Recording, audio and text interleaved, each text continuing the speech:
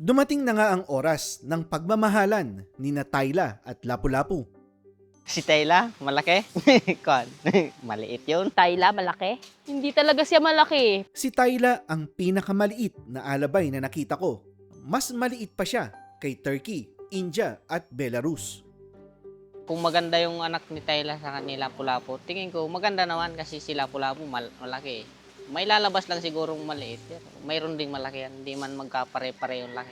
Kung magiging malaki at maganda yung anak ni Lapu-Lapu at ni Tayla. Kung malaki, depende. Kung magmamana kay Lapu, malaki. Kung kay Tayla, maganda. Pero maliit yun.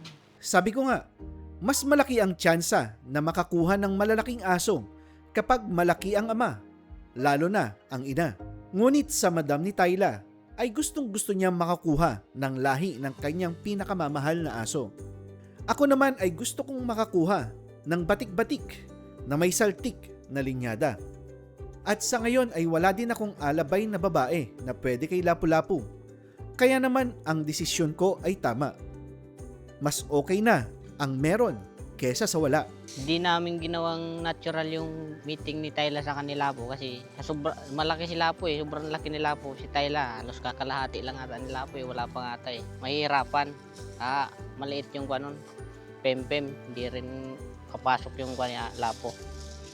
Kaya artificial lang. Bakit di namin ginawang natural ang meeting namin kay Tayla at saka kay Lapu? Kasi si Tayla, maliit lang yung pempem niya. Hindi kasya yung kay Lapu, mahihirapan siya. So, ang ginawa namin, in-artificial na lang namin siya para hindi siya mahirapan. Gusto sana naming gawing natural ang mating. Ngunit dahil si Lapu-Lapu ay tangke at si Tayla ay timba, hindi kakayanin ng shooter at ni Tayla ang bigat ng dala. 3 beses ang mating ni na Lapu-Lapu at Tayla. Kaya't ang hiling na lang namin, sana ay mabuo. Yun lang po sa ngayon at maraming salamat sa panonood.